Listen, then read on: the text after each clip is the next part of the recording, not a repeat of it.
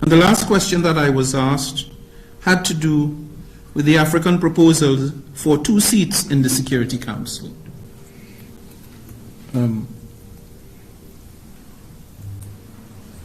I have my own opinion about that, but I'm barred as President of this General Assembly from uttering what my opinion might be, because I represent only the views of the General Assembly. But what I can say is the process is ongoing. Everyone accepts that the Security Council as currently constituted is not fit for purpose. It has to be made fit for purpose. It has to be democratized. It has to reflect current realities of global power and global influence.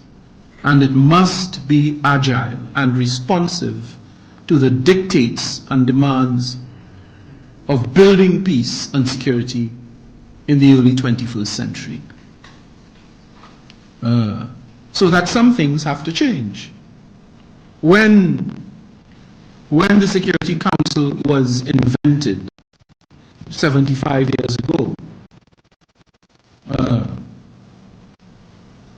many of the countries that now exist, many of the African states that now exist, did not at that time exist. They would have been under colonial domination. Thankfully, that era has passed. So we need to create a council that better represents the current reality, but more than that, better represents the aspirations of the people in the global south. I make no apologies for saying that, because the council has a particular structure, something called the P5, the permanent 5, and of that 5, only one might describe as coming from the global south, and that's China. And China is a unique case because, of course, China is a large country, very powerful, very influential. But there are no other countries from the global south. That clearly is not satisfactory in the early 21st century. So, don't be frustrated because there is no decision as of now regarding what would be the formula by which the Security Council will be constituted. That is a question that will come out in the negotiation. I've heard the African states negotiate. They're very adept at it. They've done their homework. Their capacity to reflect their needs and their interests is not in doubt. So let us allow the process time to mature before we begin to get frustrated. The matter is still on the table, and so Africa still has a chance to have 2 seats assigned to it in the Council. More questions?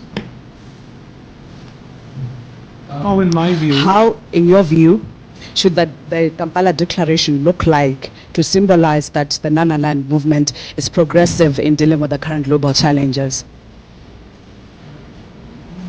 Well, the first thing is that the non-aligned movement is a progressive movement and has been. Non-aligned movement has had a long history of repudiating war and conflict and promoting peace and stability, but also cooperation among states, particularly of the global south. So I'm sure that those foundational principles will find their way into the statement, because situations of crisis complicate the existence of all countries.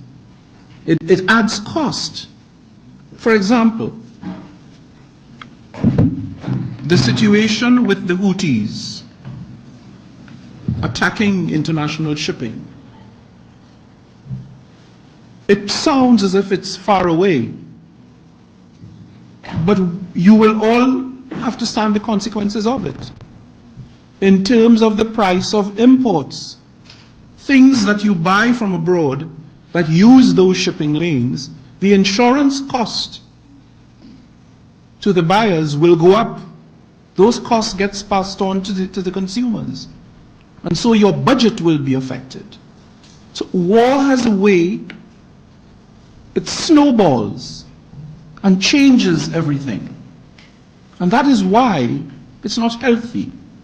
It's not something you do, as a matter of course. There are some wars that may be unavoidable. That's why, I don't know if you know, but there are things called legal wars. When the Security Council gives its assent, because all else has failed, and the situation is so desperate, to go to war. But that only exists in the most extraordinary of circumstances. War is not a policy of change. It cannot be in the normative sense. So let's promote and cultivate peace. Let us encourage dialogue and negotiation.